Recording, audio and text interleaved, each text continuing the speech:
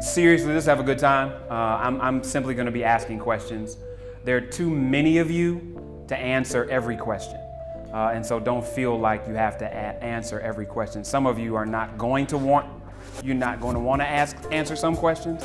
And they're going to be, and there's going to be times where I'm going to ask you to answer that question. If I've got to play ringleader, I will, but I'd rather just allow you all to have a no holds barred discussion. To add some dimension to this, I have asked the 20,000 people that follow me on Twitter what they want to ask you.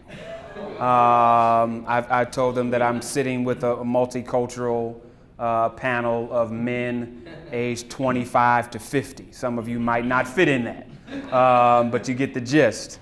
And I've already gotten about 50 questions.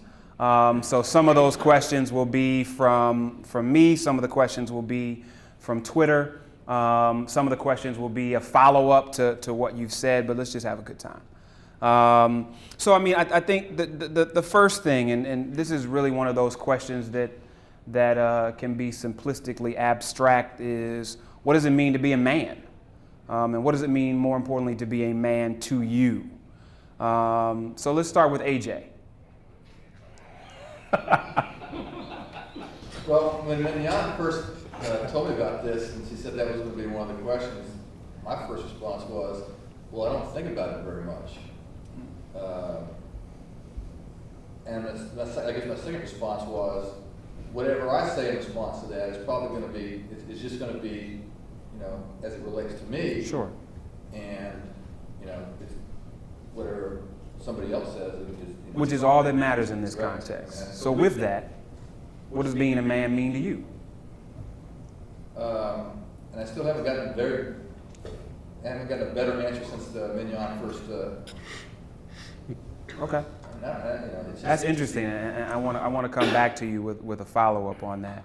Marvin.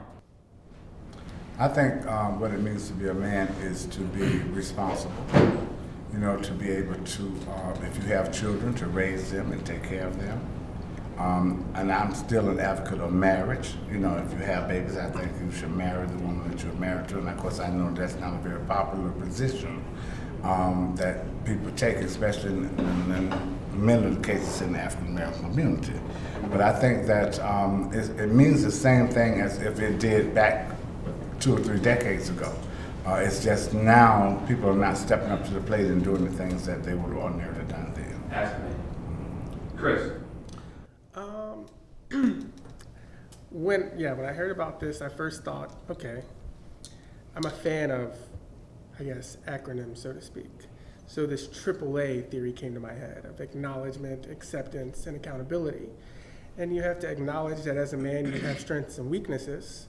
You have to accept said strengths and weaknesses, because only if you acknowledge and accept them can you be accountable to the weight that nature has placed upon you in terms of being a man, and accepting that people are different, and maximizing those strengths and weaknesses comes from you recognizing them. But essentially that's manhood to me. It's difficult, especially now when you face this kind of twisted sense of, or warped ideal of masculinity, where chivalry is believed to be dead, and if not dead, then it questions how masculine you are if you're walking on the outside of the pavement. But just acknowledging that that is who you are, and that people are going to be who they're going to be, and moving forward. Mike, let me follow up that with a nuance, because I think what Chris said is kind of interesting. What do you feel like it means to be a man today, in the age of the metrosexual, in the age of men having to fit into these weird boxes, some of which have nothing to do with being a man, some that have a lot to do with being a man? Is he talking about Is he talking about the old Spice man, right? Yeah, don't call. You're looking very uncomfortable. Right. Well, I think generally, you know, people create boxes for others, you know, and I think it's a matter of whether or not you just want to stay in that box. I think actually a lot of old barriers are being broken down, and it's not as easy to fit people in boxes anymore and labels, and I think it's still the sort of the traditional view may hold true. I think it is responsibility I think generally it's, taking care of your business, whether it's your family, your job. I think chivalry is another good key word, and I think that's lost Like today. that. So I don't know if that's All right, Mike. factual or accurate representation of the reality. Like, is he single? I think that actually means to me traditional barriers and lines are being broken down, and that's relative to women and men and how they interact, and just men in general. A question, yeah, Malik, please. So, I want to respond to this right quick, because you also stated something, because you used the term metrosexual, right? And so, first of all, I should say I agree with everything everyone has said, right? I'm going to throw a rock in the water and make some ripples, right? Please. I think being a man is about having a good glass of scotch, cigars, golf, basketball, Action movies. talking about, the most random stuff ever, right? I mean, because, and let's go back to the term metrosexual. Back in the day, when our grandfathers, especially in the black community, but our grandfathers, they always dressed up. Why is it now that when you're a man today and you decide to have style, that they have to make a term for it? Back then, if you didn't come to the house for dinner or go out looking sharp, they looked at you like you weren't a man. That's a good answer. I love style, I love fashion. Yeah. Somewhere along the line, being a man, enjoying looking well, got confused. Right, but do you shave the hair on your forearms?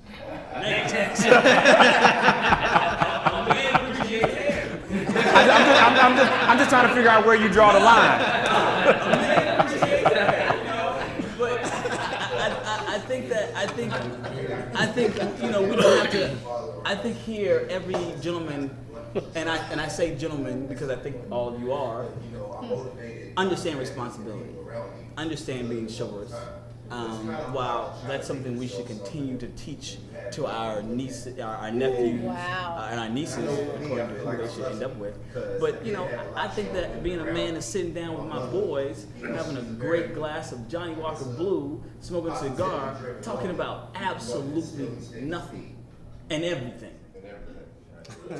Yeah, what I'd like to say is that with AJ, what you said, it really, we all have our own definition of who we are. Now, by virtue of biology, we are men, okay? So the thing is, I'm always aware of me as an individual in certain contexts with other individuals and trying to figure out where they're coming from. So we all have, I think, our own unique definition. Society tries to say the boxes that this is a definition of a man, this is a definition of a man. But I think we should all be aware that at sometimes we fit certain aspects of one of those boxes and everything. But I think as a man, my definition is that I am who I am biologically. But that as far as we're all different. Sure. Let me ask this. By show of left hand, how many of you were raised by your father? How many of you had a father in the house? Men more so than women Yeah. because of these norms that they think. And One more time. Been able to articulate what that is. That's so for right. every man, Okay. there's two. No, and let me ask why I asked that, because at least all that I asked outside of Marvin had a father in the home. I want to ask Alex, how did, regardless of what that definition is, because I think that we all agree here that what the definition of man means is from one spectrum to the other, but how, as you came to that definition, did not having a father in the house become difficult or not difficult? Fortunately, I had my grandfather around, who was a pastor, and there are a lot of connotations that go with that.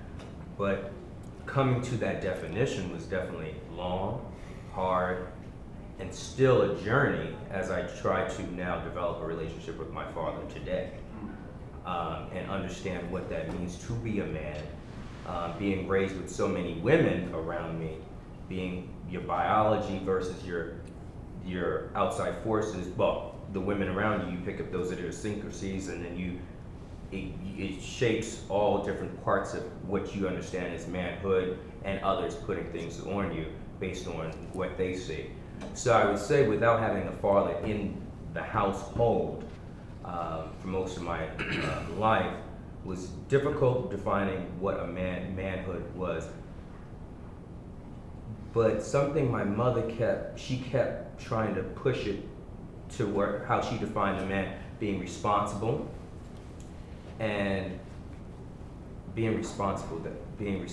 That for me, that makes up a man. Being responsible, and that's the found. Yeah.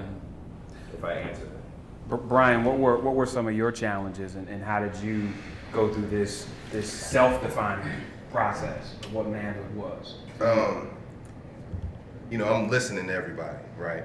And I couldn't really jump on this question because personally, I feel like my situation is totally individual.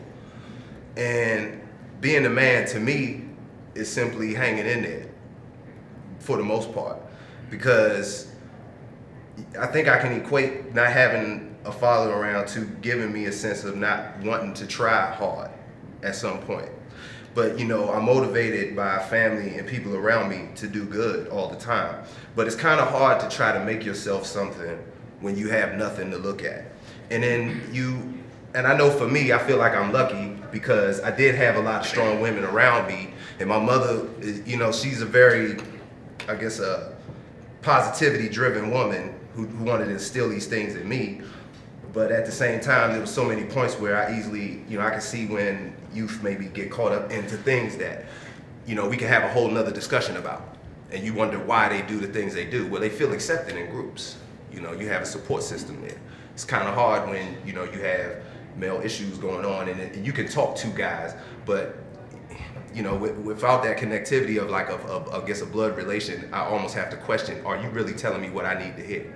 You know, so then, you know, I tried to, you know, as I was coming up, try to hang around older guys or guys that I thought were more, you know, showed that level of responsibility that I would, you know, I was trying to achieve, you know, but in the same token, it was very easy for me to be influenced by those who may not be on a more positive aspect simply because, you know, misery loves company. You know, and if you are starting to feel a certain way about yourself, you can easily fall into a trap. So for me, it was kind of like, you know, I had to develop, even right now, I'm doing it now. It's like, you know, developing a way to break away from certain groups, to focus on myself so I can put myself in a position to be where I want to be, you know, instead of getting caught up into, you know, different aspects of, you know, just different silly things. Let me follow up on that, because I don't want to totally depart from that place yet, because I think one of the things that I notice, and you all probably notice it too, that women don't get is the fellowship of men. What we do when we're together, why we do what we do when we're together, the motivation behind what we do when we're together, and the manifestation of what happens as a result of us being together. And for everybody in this room, that's different. And so I want to begin to talk about what is important for you when it comes to relationship with other men. What do you look for? What are you drawn to? What are your friends like? How did you choose them? And that's really the same question asked in different ways. But Burns, if we can start with you, how important do you think relationship with other men is? And for the most part in your life right now, what does that look like? What does it mean? It's a good question, and there's two answers here. Part of it for me, day after tomorrow, I get in an SUV and I head south with two little men, my two sons, 9 and 7. And every year, my two sons and I, we get in the SUV, and for 2 weeks we go south. I'm from the South. No one can figure that out by listening to me talk. But you know, we spend part of it on a family farm in Mississippi. Then we go to a Braves game in Atlanta. We go to Cherokee and get in the white water. We have a damn good time. These little men are just 9 and 7, and they laugh and they play and they break their mom's curfew. And we may even go a little PG-13 in some of the movies we watch. and we have a good time, for 2 weeks, and it's special, and we talk about it all year, and for me, that's time with guys, and it answers some of the earlier questions. What is it to be a man in the 21st century?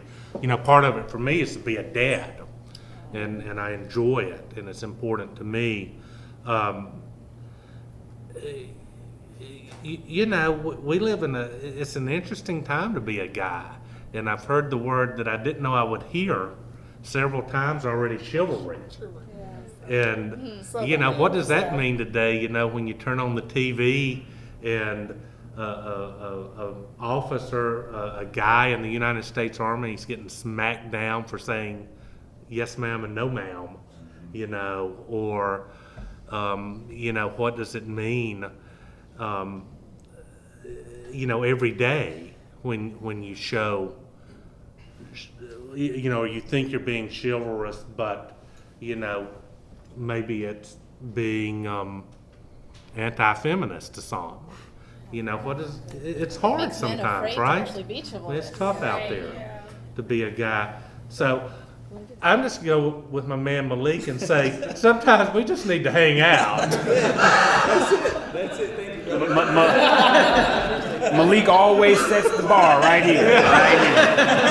Hey, and I'm good with that. Wait, Jose, before you go, let me get Casey in on this. Casey, same question for you. What does relationship with other men mean to you, and what do you want it to mean? Well, for me, my best friends in the entire world I've had since I was 5 years old.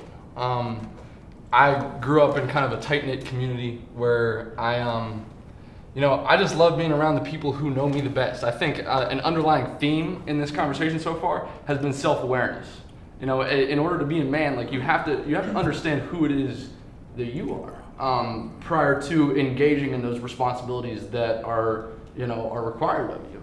So in order to be a man, I honestly believe that you first need to be grounded in yourself and understand who you are morally and just, you need to wake up in the morning grounded in who you are. And in order to be a man and carry on the responsibilities, to be an educator, I forget who said the education thing, I think, was it you? You just take credit for it. And I honestly think, in order for you to be a man, first take self-awareness, but then it's incumbent on that man to spread the knowledge of what it takes to be a man to other people. To be a father, it takes, prudent education. You need to spread that awareness to other people. And it's futile to just be, introverted about that kind of stuff. You need to be able to, spread that education and make sure that, your sons or whoever have that ability to grow up in a grounded manner. So a man can't be an introvert? No, a man can't be an introvert. A man can be an introvert, but I'm just saying that I think, for me at least, I am grounded enough in my self-awareness and my manhood that I feel like it's incumbent upon myself to spread that knowledge to people who are closest to me, And it helps me, to grow up with people, since I was 5 years old, to have the same best friends because they all know who I am, Ulysses, and I know some of you are trying to chime in, but I really want to get everybody a chance to speak before y'all, because I know some of you will take this thing and ride it out the door. Ulysses, let me ask you this: what do you like the most? Well, when I think about my male friends, I think about my father, my brother, people I grew up with closely in my neighborhood, and also some of my fraternity brothers that I just recently met. And some of the people that I met, like here in Washington, D.C., and I think a similar trait are people who have similar goals to me, who have had similar experience, who understand what I went through, who provide support. What you can do is what he says, work hard. When you say something, you do it and make you accountable of my work. So I think a good example of a man is my dad. He's educated, he could be a machista, but at the same time, he's very tender. And I think, like everybody else said, first is knowing who you are, defining yourself as a man, and I think treating others with respect. How many men in here are homophobic? And will admit it. Well, right. Is anybody in here homophobic and willing to admit it? Is anybody in here overly gay sensitive? Like you found yourself saying no homo at any point in your life? Yes. It has become a cultural norm. No, I mean for those that don't really know pop culture, hip hop colloquialism, no homo simply means I love you, no homo, and there's a qualifier that goes along with it. And I think that's an important thing to talk about as men, because I think that I find men have a difficult time emotionally expressing how they feel to other men without feeling the need to qualify, even though this dude knows you, that I'm not gay. Why does that happen? Tim? Yeah, I mean, I've said it before. I'll admit it. I've said no homo before back in college, and but it's one of those things that I guess. Yeah, men tend to have a feeling of they need to qualify things, whereas women, they'll say I love you and to their women friends when they're completely heterosexual. No big deal. I think, yeah, it does stem from homophobia, whether we admit it or not. And because there's such a suspicion about it when somebody's too friendly. And not wanting to identify. I've heard men say they love each other and they're heterosexual. Haven't you? I have, but I think it's still like this, machismo that goes along with it. Yeah. I love you, bro. I love you, man. Yeah, I love you, man. It's not like the whole, Yeah. two-arm embrace. It's the one-arm, Yeah. expanded grip, I think what's his name, Vince, Couples Retreat, that movie. He seems to try to deal with a lot of male identity issues and dealing with some of the things they're talking here. Yeah. So I think, yeah. Well, there's the movie I Love You, Man. Right. That's basically yeah. Rodney, sort of do you about find that. it challenging with your male friends? Do y'all find yourself in moments where you're able to be vulnerable emotionally, where you talk about it, where you discuss it, where it's not the kind of thing where when one brother does it, everybody's looking at him like, what's going on? And can you even tell a story when you experience that for the first time? And I say that because I have one of my best friends in the world. Didn't meet his father until he was 37. And I was the first man that ever said, I love you. And he called me a week later and was like, Jeff, yo, man, you said you love me, and that really kind of messed with me a little bit for a minute, because I never had a guy tell me he loved me before. And it allowed our relationship to go to a whole nother level, because we found ourselves in a place where even though we've been friends 10 years, we're now in a place where we're talking about things we never talked about. Have you experienced anything like that, and what was it? I mean, I have a very interesting group of friends that like to drink scotch, smoke cigars. Blake is one of them. And we actually, it's an interesting dynamic. Most of the guys in the group grew up with a father in the household, so I think it's a different perspective than me. I didn't, but I will say that as a kid growing up, I had a relationship with my father. It was more of, my mother won't let me do this. Can you please make her or tell her? Can you please let me play football? Can I please play baseball? And I picked up, I guess, the camaraderie part. I'll jump around here. The camaraderie part, I picked up on, my dad going to his baseball games with my uncles, my dad. I think that male bonding camaraderie was built in me there. As far as, I guess, friends and saying, hey man, I love you, I hadn't been hang out with you guys in a while, we need to hang out. That's not a problem in my group. I will admit, yes, we say no homo, but in a very joking way. I don't think anybody is homophobic. Matter of fact, I've asked questions in the group. What if, as we sit around drinking scotch, what if one of us came up one day and said, you know what guys, I'm gonna admit something, I'm gay. And it was big laughter going around, but there really wasn't a big pushback. And I was like, I'm serious. And I always throw out some real crazy.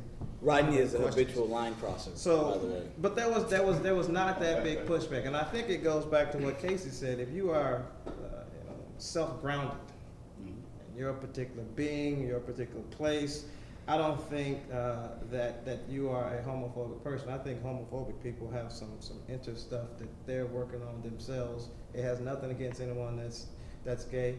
I think it's something internal that they're working through themselves. And I didn't ask, is anybody in the room gay? Marvin, Yes, how long you known that? all my life. And when did you embrace it? Probably when I was about 12. And for somebody from your generation, which, you know, where you ain't have a whole lot of support groups and Very television difficult. shows, one, what part of the country were you in? And two, In the South, the deep what South. how did it feel? What did it look like? You bad man. Let me just add that I survived, but it was a very difficult situation. And your question is? So tell me about it. Tell me about the time when you realized it, when you expressed it, and what the response was from your family. Let me just say, I'm writing a book, so I don't want to tell the whole story.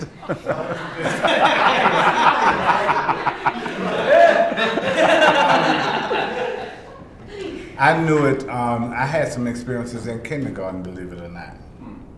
And third grade, I can remember some other experiences. So I knew it all along. I didn't understand it. You know, I didn't know exactly what was going on.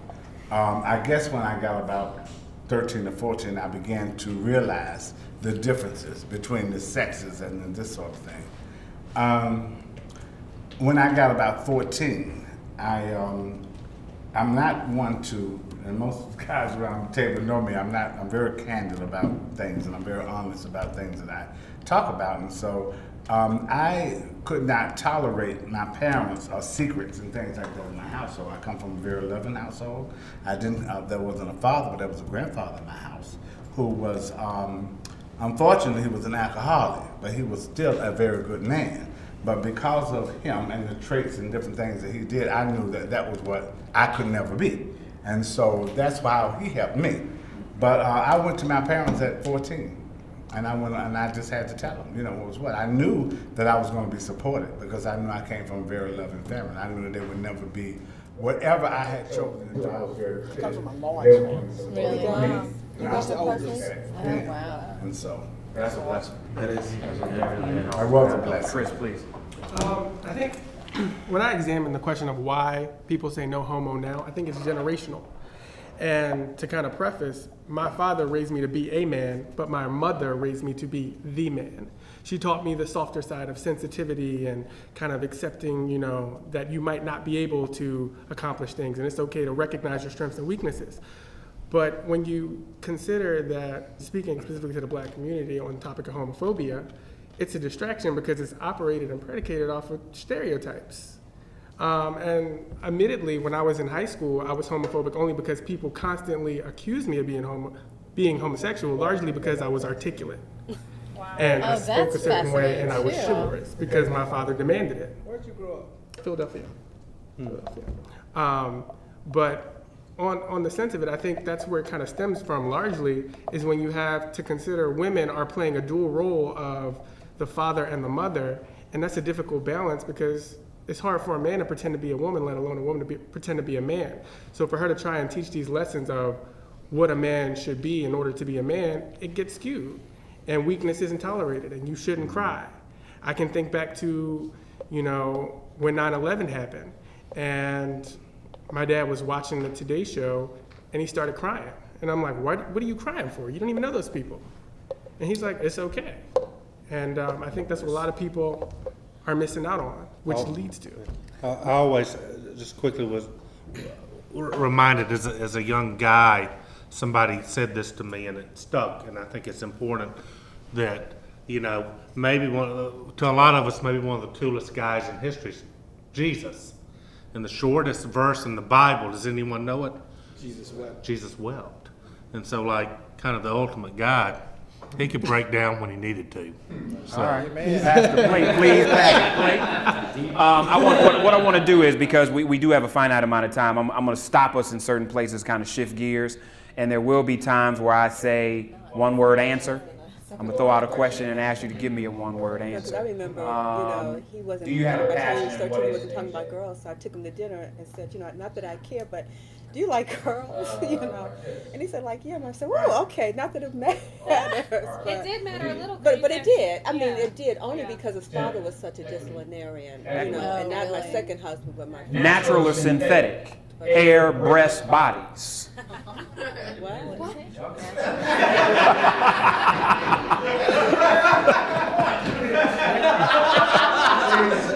Please clarify. Okay. We're okay with the hair. I can go ahead. Hair, not a big fan of wigs. Wigs, not a problem. Breasts, not a problem. Butts, on the verge. You know. So you can take them or leave them. Yeah, it depends. It depends how good of a job it was. And what defines a good job? Well, how it feels. Oh, they feel horrible. I mean, Not all. Not all. Just saying. I don't even know if I want to go to Malik on this one. But please, Malik, by all means, I know. So, and I want, listen, this is family, so we should all feel free to share openly. with the cameras, okay. Right. No, listen, I am a proponent for natural. However, synthetic never hurts.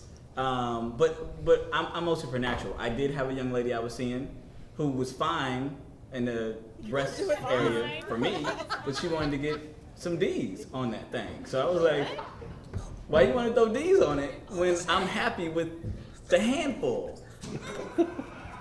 But she wasn't happy with it, and so what we as guys have to realize. That's real, though. No, that's real. No, that's real. But what we as very real. What we as That's a red guys have to flag. understand is that That's a red flag.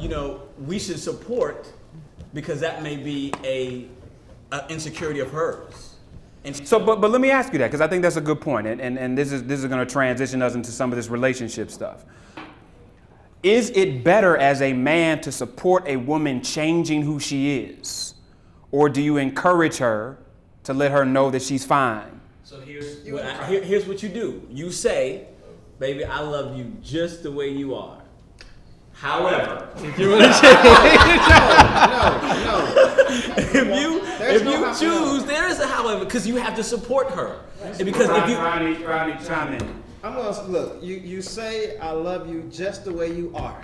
And leave it at that. Leave it right there. Thank you. And Now, support if she non-verbally. goes all the way down the line Absolutely. and says I must have this happen, you are supportive of her. Exactly. But I support you as you are. You don't add a however in there because if you say however, she's gonna be like, this mom. He agrees with me. That means he's been thinking this the entire time. No however, brother. can I keep? So can- do you don't say, however, based on the fact I love you what's just the going way you on are. in the head or on principle? You support non-verbally. No. Because if you say however, you open yourself up Oh, to and that's a right. slew of different Stop! No, stop. If you say anything, if you don't, I'm just keeping it real. If you say anything or you don't say anything, in her mind, she's gonna be thinking something. No. So I've been there. I'm like, no. I love you as you are. Hold on, Tim, finish what you were saying. Women think, they're gonna think, and they have a right to think. So, hey, let them think what they're gonna think. But do they think well? That's what does that mean? No, I mean, but let me ask you this. I mean, and Mike, if you chime in this on for me, do you all as men think that women really understand, generally speaking, how men think? I think all of them would admit that they don't. What's that? I think all of them would admit that they don't. What do you think? I think that they do more than we let on, and more than we'd like to admit to ourselves, I think. How many men are married? How many men have been married? Okay. For those of you that are and have been married, what made you decide to propose? Burns. And the plethora of things, or Right, and everything, I mean. I was going to say obviously, but I think obviously I was attracted to her. This is a good looking gal. In my 20s, we dated, we had some common interest, and it grew out of that. And day come that I discovered that I was in love. And so It's a nice bird. You know, 14 years later, here we are. But, you know, I've got to step this back just a little bit because there's a really important discussion going on here, and it's about guys and the women around them when they're trying to deal with themselves. And our role in that, because it can get really wild, you know, it can get tough out there. And I'm in my 40s, and so that's my world. And I've experienced this several times with friends who are women, and my woman and others over the past year, you know, is that you get to this point where, you know, they've chosen a career, they've chosen to have kids, you know, then all of a sudden the kids are older or they don't have kids, and both of them are in their 40s, and they both feel like they're half there because they either don't have a family, they have a career, or vice versa. And I tell you, as the guy trying to help and deal with that, it's hell. God knows we have enough that they need to help us find our way forward. But, you know, dealing with that's tough out there, and you have to step back sometimes and go, where are we in society? You know, and have we really finished where society needs to be in terms of the role of women? Because as a married guy, sometimes it's tough, you know, in helping move this ball. AJ, can you talk a little bit about where you were, what made you decide to propose? Found a woman that was right for me, and I was ready. Yeah. What did right mean? Pardon me? What did right mean? Someone that, you know, obviously you're in love with and attracted to, and type of person you want to be, you know, spend the rest of your life with. Let me ask this, for the guys that aren't married, how many of you, for you, marriage is off the table? You don't want it, you're not interested in it, you could take it or leave it. No, you know what? There's a good argument to, throw it off the table. With divorce rates, and I'm in my 40s, early 40s. So are you raising your hand on that question? Well, no, let me tell you, man. Well, I mean, here's the thing. When I was younger and having relatives and your parents go, when you gonna get married, you know? And you struggle for an answer. Now, it's like in my 40s, someone says, when you gonna get married? I say, well, a lot of my buddies, friends, like my age, are getting divorced. They do 180s and wait for the right woman, you know? So I think it'd be easy to build an argument to just, you know, forego marriage. There's so many things that are, you know, in society, you know, that happen in real life, that for single folks, you know, they might want to shy away from. But in the end, I'm an optimist and a hopeful person, and hopeful that I will find that right woman. How many of you are actively looking? Yeah, I mean, you're always wait. Because Rodney raised his hand quick. But what is actively? Are you like actively looking, meaning that do I want to, you know, get married, you know, sometime Well, I mean, soon? obviously, Yes. if you're actively looking, that means you are in the process of interviewing the person. No, hear me. The interview process is a long process, right? Going to the club is the initial stage. In the interview process, it just doesn't mean you have candidates. So wherever you go, you're looking for those to be a part of the interview process. Once you have a slew of candidates, you're identifying which candidate is the most appropriate. Once you've determined who are the tier 1 candidates, in many cases you decide that that's one, or you decide that it's a plethora. And then after that, you decide, through whatever process you go through, how you get to the place where Burns or AJ got, where they said, this woman possesses the qualities that put me in a place where I'm willing to take the risk Jose is talking about, to make this commitment, and whether it ends up 14 years later like Vern's, or whether You don't see it as a risk at that time. Yeah. You see it as an investment. Correct. I can't do without this, so I That's got right. I got to go That's marry right. him. It becomes as possessive as men do everything else. I want this boat, I gotta buy it. I want this car, I got to Taking buy my, it. I guess the process slowly. I've been very meticulous about it, and when I say actively looking, that I have narrowed down to to where I'm just about ready to take that next step, to join these guys. One, I will say that Joe is exactly right. You hear that question when you're getting married. You show up at so many weddings. I mean, I've been to best man at my little brother's wedding, cousins' weddings, and you get that question. I start answering when I get good and damn ready. Where I pretty much start saying in a nice, respectful way. Of course, depending on who's asking. If it's a cousin, good and damn ready. If it's my mom, she's always trying to introduce me to people. She stopped finally, but. My dad is laid back about it. Take your time, son. Take your time. Because he was kind of an example of what not to do for me. I'm a type person, if things happen that affect me, I guess in a negative or not so positive way, I take it as a way of what not to do. I've had some good examples on what to do, and I had some good examples of what not to do. Love my dad to death. He's old now. He's settled down. He ain't going nowhere with my current stepmom. But that was an example of what not to do. I think I have, taken quite enough time to where, yes, that's why I raised my hand quickly, because I'm on not the fast track, but the track to make that last final step to matrimony. I want to go to another place, but Mike, I want to come to you for a second, because I think that whether it's men or women, there are these, whether they're myths or over-exaggerations or generalizations about what divorce means to men. And in many cases, there's a belief about what it means for them financially, what it means for them emotionally. What was divorce like for you? And I don't mean that in some kind of trivial way, but what did it feel like for you? I mean, what did you go through as you went through it? And as a man, did you feel isolated at times, or did you have other men around you that helped you through the process?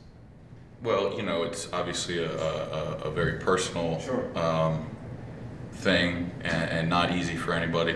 But yeah, I had a little bit of all of that. I tend to not. It's my business and my issues and my problems, so I'm not really going to burden other people with them. And I consider myself more fortunate than most, and so this was my issue and my personal issue to deal with. But I did have a great support system. My family's very strong and supportive, understanding. Friends as well, guy friends in particular. Obviously, she and her friends, they're gonna take their view, and my whole thing was there's plenty of blame to assign to each side, and it does take two to tango. And so instead of sort of pointing out the fault, let's just accept the fact that let's make the decision now before little people come into the planet, right? And you in effect influence their lives without them having any say in that. And because my parents were divorced. You asked a question earlier. I said half a hand. My dad was there early on. 12 years old, he was out of the house. Mom was real strong, and she was very determined to lay out for us what she thought was a real man. And I also relate to what the brother said about learning what not to do, and I think there's value in that, and my father's a great man, but they all have flaws, and so then it's responsible on us and how to not repeat the mistakes. And I saw myself going down a path that I did not want to repeat mistakes, and if anything, I should be a little smarter as the next generation to prevent that. And for me, why do you get married? Look, you're in love, it's the right time, it's the right person. For me, it's about family, and I did want a family, but if you see, and how can we predict the future, but if it's not feeling right, just as it felt right and good to get there, if it's not feeling right and you don't see sort of an end in sight, and I'm one of those people who sort of hit the wall with their feelings and emotions. It may take a lot to get there, but once I'm there, it's hard to come back. And so you got to make the right decision as best you can in charting the future, and again, it's sort of like the least fallout imaginable, right? At this point, it was me and her friends, my friends, our families. It's a shock to everybody. It's hard. But I honestly had to just sort of hunker down and know what I did was right in the long run. We'd all be better for it. We are very civil and cordial and relate well to each other now. And at that time, we were all just fighting. And I'm not going to be in a situation where I'm fighting and hollering and screaming. I mean, that's not love, that's not marriage. And quite frankly, you know, it was like I could almost chart the downward trajectory from the point of the marriage. I mean, everything was fine up until then. And it's like, as soon as you get married, what changed? And I'm sure I'm guilty of some of it too, but it's just, I don't know if it's a stigma or what, you know, and, but I do think people need to be mindful of it. I think generationally, not to ramble on, I think our parents' generation, again mine, I think you were told, look, you get out of high school, you don't have the 4-year, even 8-year, or 10-year college experience that some people have now, right? It's out of high school, you're gonna get married, right? You're gonna get a job. They're married and having kids. I mean, my parents are married and having kids 20, 21, 22 years old. Those are kids having kids, man. I mean, and I honestly thought waiting close to my 30th birthday, I'd figured out what I wanted, I knew what she wanted, but you know, you can never predict those things. So I think that factors into it too. I think it is good for everybody to take their time. They're out there, man, and you'll find it. So it's all just, I did have support to answer your question, but you do feel alone at times, man. You gotta just push through, I guess. Well, and I know that's personal, so I appreciate you going down that road for me. I want to shift gears a little bit. Again, we could spend hours talking on each of these questions individually, and so I know that it may seem that in some cases we're scratching the surface because we are. But I was asked to cover a wide range of topics, so I want to shift gears a little bit and talk about work. Profession. And I asked some of you what your passions were. How many of you have a challenge when it comes to allowing your work to be the sum total of what defines you? All right. How have you dealt with that? Joe, how have you dealt with that? And have you just gone on with it? My job is my job. This is what makes me who I am. Or are there times where, as a man, you challenge that? Well, I have to explain it. I chose a path that was nonprofit advocacy and then into electoral campaigns, which was a hard life, also migratory. So there are periods of unemployment. And for a long time, I took myself off the shelf as far as being out there, trying to find, a mate. And when folks referred to me, it was like, well, that's Joe. He's the campaign guy. That's Joe, the civil rights guy. It's a challenge because I can define myself for myself by the work that I do. My outward persona is my work, and what I've tried to do is let work stay in the workplace.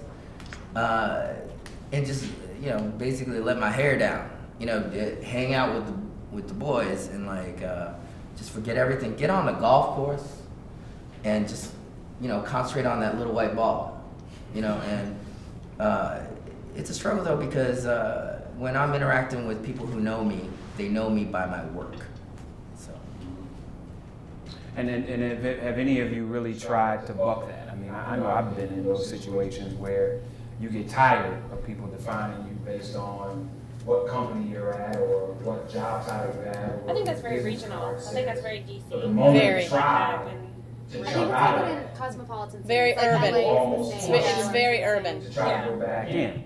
I mean, have any of you, especially even in dating situations or in personal situations, how have you kind of navigated that difference between, look, get to know me for who I am here, not who I am at the office or who I am at the firm or who I am within the context of this professional world? Anybody? I think it's different in Washington, D.C. Right. Mm-hmm. It's a little different than going out in what I call real America. Yep. In D.C., that's, if you're out, meeting some ladies, that's damn near one of the first questions. You say, so what do you do? Where do you work? I always throw out like McDonald's or something like that. I'll just throw something to throw them off. I got a couple of good ones. Right. That right there for me personally, and initially when you're younger, you come to town, find that you get accustomed to it, but as I matured a little bit, that was like a turnoff for me. Don't ask my damn name first. Don't jump right into what do you do, and blah, blah, blah, blah. I mean, I understand people trying to network. If it's a networking event, fine, that's okay. But if it's just socializing, hanging out, I'm socializing, I'm hanging out. I don't want to hear that mess. But DC is a little different than I think, if anyone can speak to, you travel a lot, it's a lot different when you go to different locations. Oh, well, yeah, having come to DC young, I recognized earlier, I've spent about 2.5 years in DC at a pretty popular nonprofit, and you kind of get to see that young people are jockeying for position, older people are jockeying for position. So regardless of whether you're at a termed networking function or you're at a popular club in VIP, the first question you'll get is, where are you from and what do you do? And as part of my job, I did district level forums around the country. So when I would go out and I ask people, so what do you do? I live. You know, it's kind of offensive. So to buck that, I left. I went back home to Philly, and I went to grad school where I am now to try and get away and say to myself, okay, you know what, I'm in grad school, I'm gonna try and find a relationship.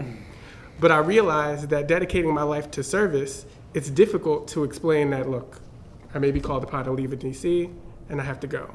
And you kind of, it's that trade-off. I don't know how to kind of really term it, but once you're in the game, you're kind of in the game. How many of you all believe in God? All right. Casey, you don't? No.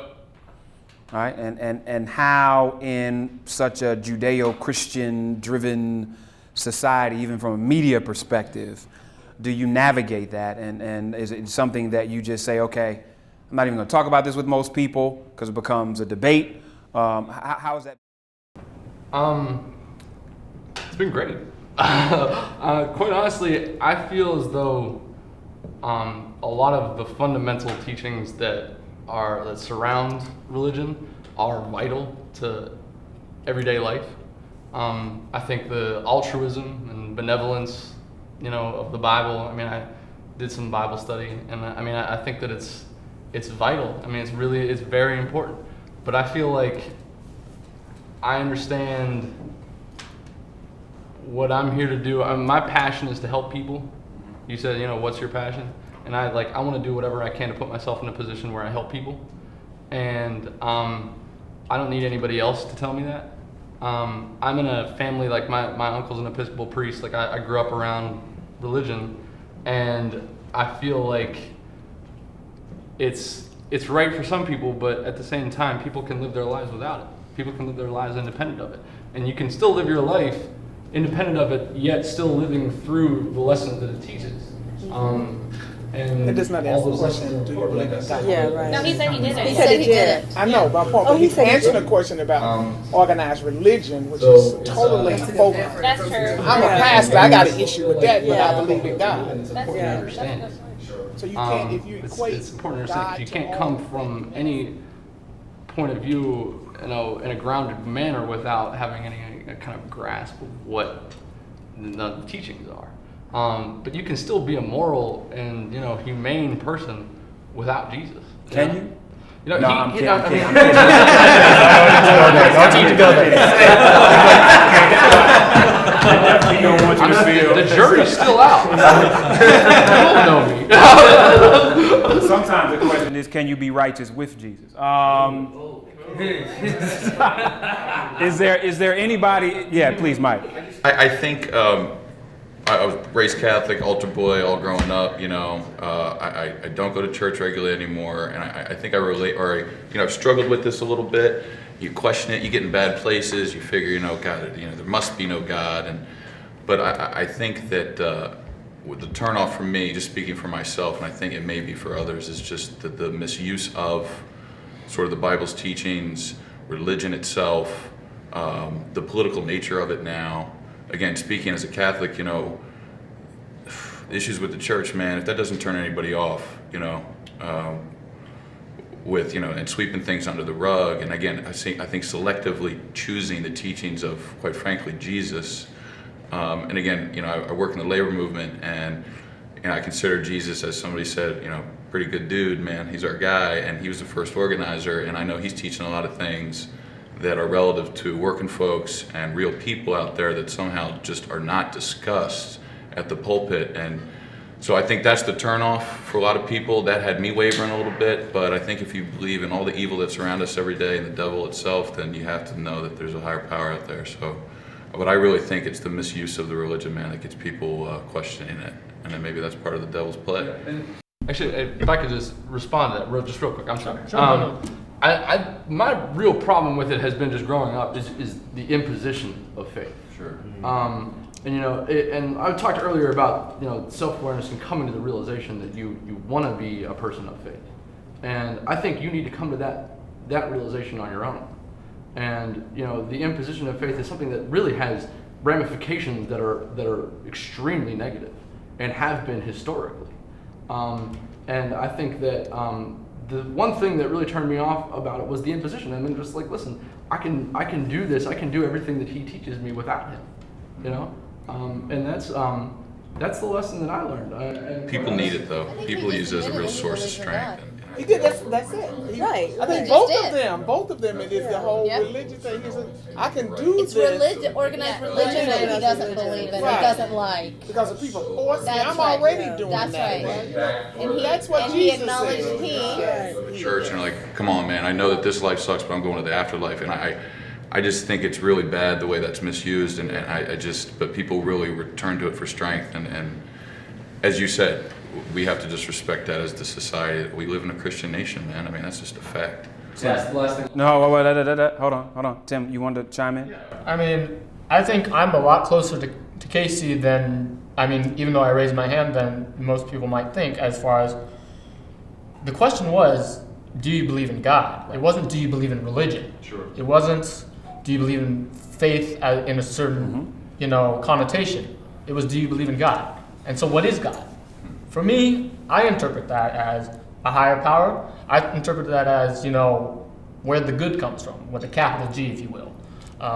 You know, Casey's talking about the altruism, you know, behaving right, you know, and doing good for others, helping others, empowering others. That's what I believe in, and I believe that is God. Now, if you want to structurally put that into a box of religion, and put some structure in it, you know, structure helps them a lot of times. And it can also hurt if it's used in the wrong way, as Mike said. So I believe in God, but I don't necessarily believe in all the rest of it. Let me ask you all this. Seldom, and I moderate panels all over the country, seldom is there a panel where there is this level of diversity, ethnic diversity. It's either a black panel or a white panel or a political panel, and in most cases there's very little diversity outside of, let me make sure I have one of these or one of these. In you all's world of men, is this kind of gathering natural? And do you believe, let me ask this, is this kind of gathering, is this kind of conversation with this level of diversity natural in your world? Ethnic diversity. Yes. No.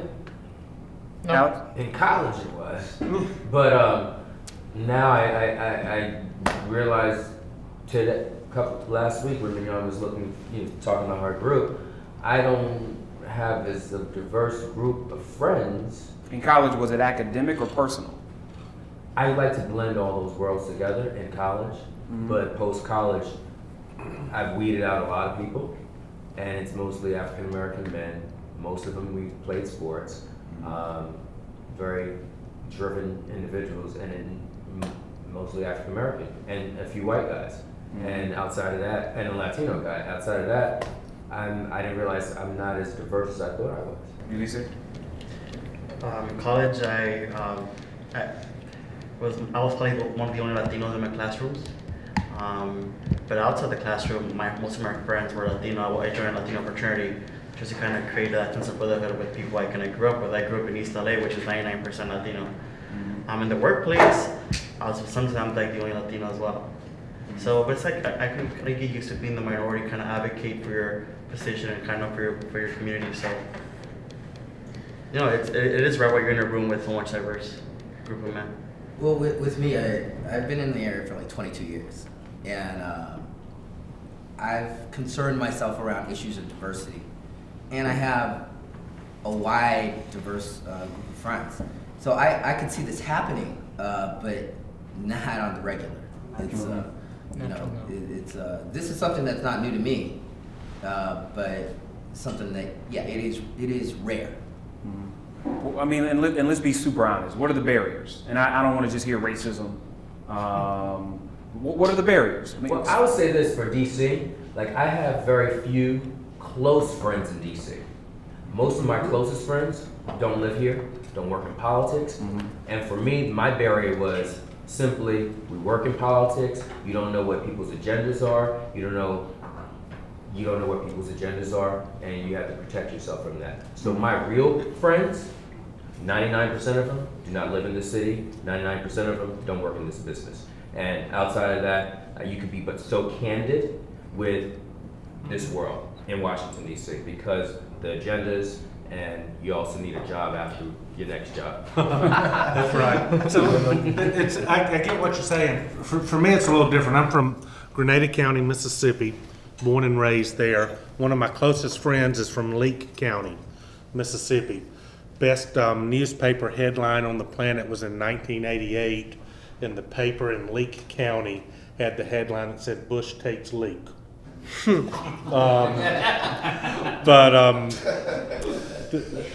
But this guy's one of my closest friends, and he is black, and he lives here and works here with me. We both work in politics together. We came in with the same member of Congress.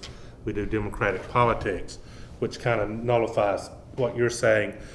Back in Mississippi, we probably would not have had the opportunities we have here to hang out, road trip together, do things together that we do here, and I would have missed the opportunity for this guy to be, to know him as well as I do. I might be wrong about that. It's 2011, and I've been up here.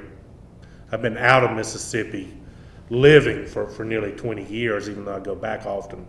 So that's important, but you know, I get a lot of diversity in my work, and that's a good thing. I enjoy it. It's important. It makes me a better guy. But when I go home to Northwest D.C., it's a lily white world. But let me ask you this, Burns, and this is for everybody, because there's a difference between diversity and relationship. And a lot of us work in diverse environments, and we'll go have a drink with a diverse group of people. But that doesn't mean that there's relationship. And so I'm interested for anybody that really has crossed over, if you will, on the relationship side outside of Burns, and really seriously created relationship with somebody that's of a different race, ethnicity, culture, and what that has meant to you. Marvin. Okay. I think I decided early on, once I decided to leave Atlanta, that I would be able to get along with anybody that was able to get along with me. So, as a result of that, having been in D.C. as long as I have, I've worked in the Chinese community for over 30-something years, working and also socially. Most of my relationships that are my best friends have been best friends over the years, but the social and people that I deal with are multicultural. And I mean, I just don't have all black friends, all black. I have different. Now I'm comfortable. If I wanted to go out and go to a club, you know what I mean? I would want to be among African Americans because we see things eye to eye. If I wanted to go to a restaurant, say if it was a Chinese restaurant, I want to go downtown to the Chinese. This is I'm saying that, but my friends are friends of all different cultures and have been for many, many years. So I can't separate, that. Yeah, for me, I'll be real quick. Growing up in Norfolk, it's like DC. There's a big concentration of African Americans, and there's whites. And then because of the Navy, the history of the Navy, there's a lot of Filipinos. The thing is, I've always, had to cross, over and create relationships with folks who are not like me. And that's just, I guess, growing up young and coming to DC that way, it's made it easy to do that, to create relationships cross-culturally. Chris, go ahead. Well, I went to was really no majority, and there was a lot of different races. And I have friends from high school that, you know, we're cool, and one of my best friends is Cambodian. But I went to a HBCU, and as kind of the boys will call it, as an African American, you realize that double consciousness, and you're not always able to relate with certain people on certain levels. And to Alex's point, after I came to DC, the majority of my friends were acquaintances, because for a large part, I couldn't be myself around them. They couldn't see me after one too many, and I didn't know their agenda.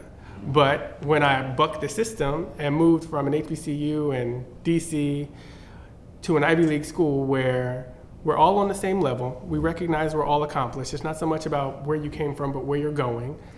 One of my best friends now, he's the first to graduate from college in his family from a trailer park in Georgia, ex-Marine.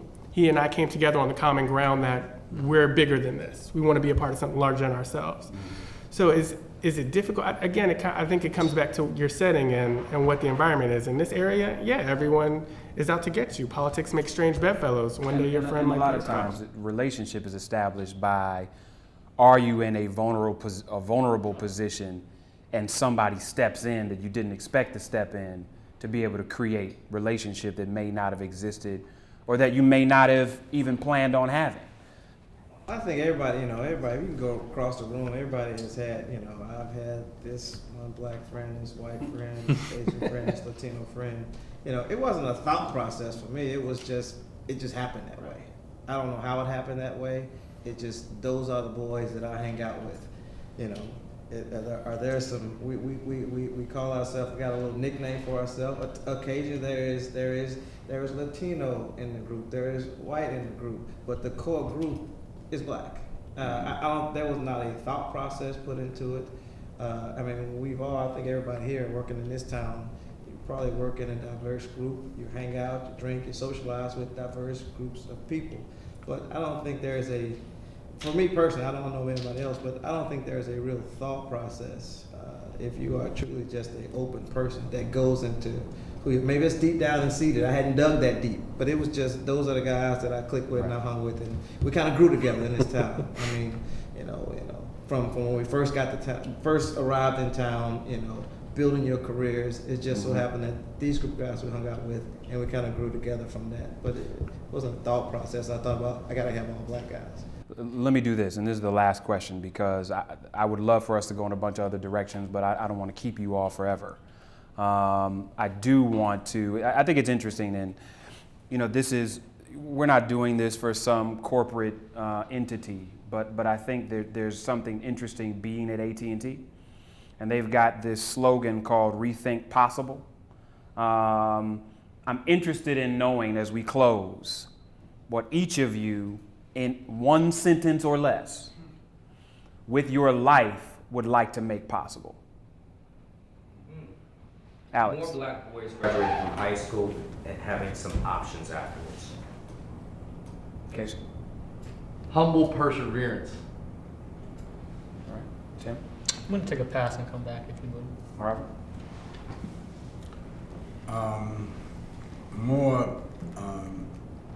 I think more attention brought to HIV/AIDS prevention in this. Joe.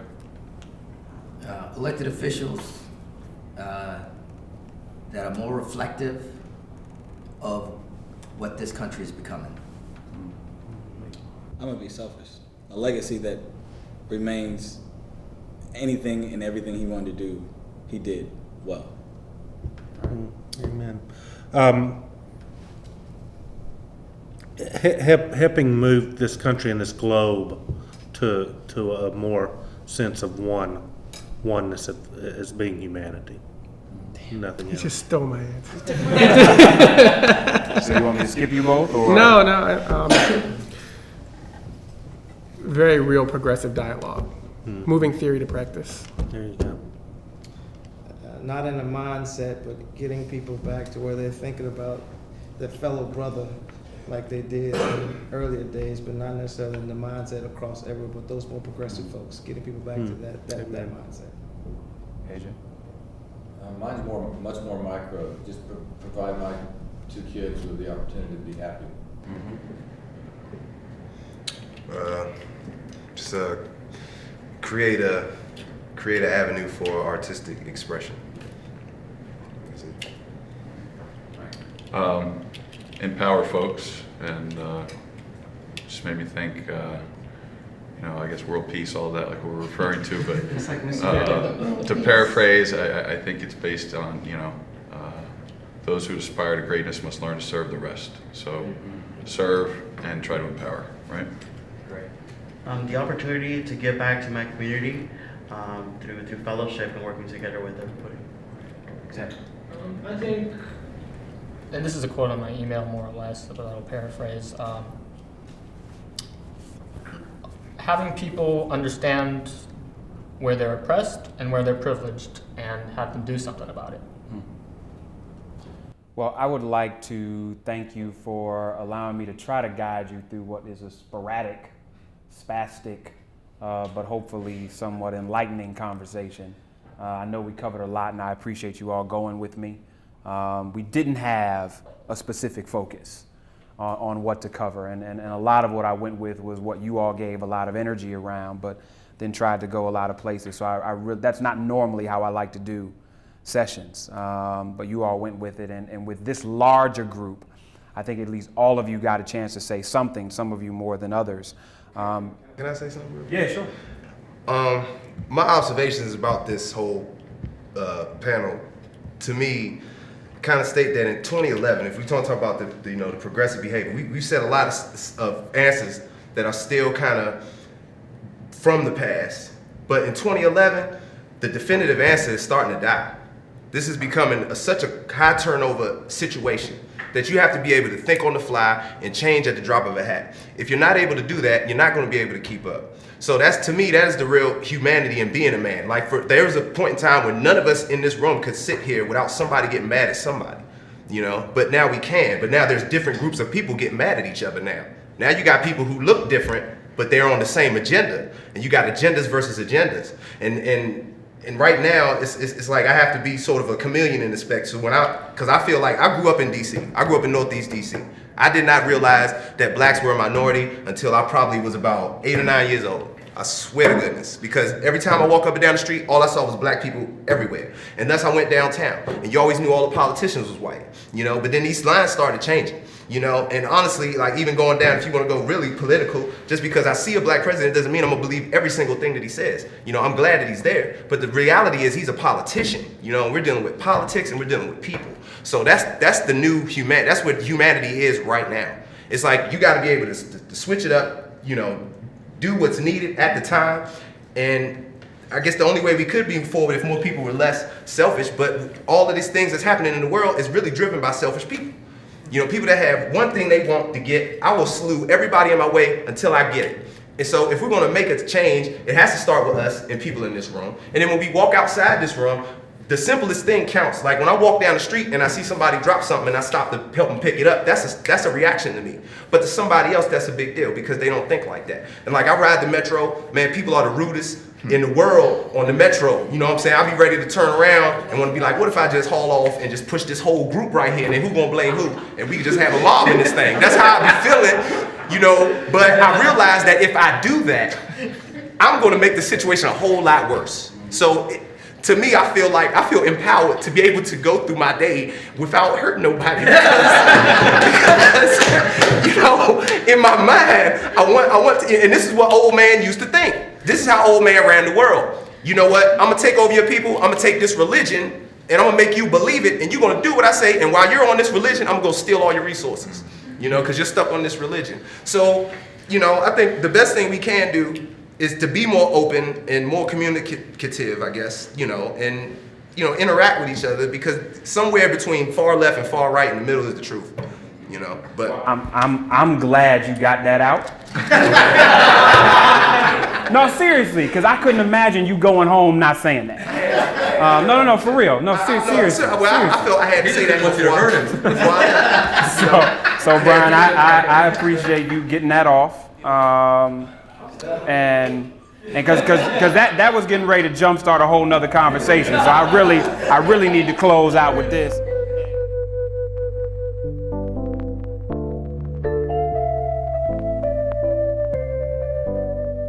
I think one of the things that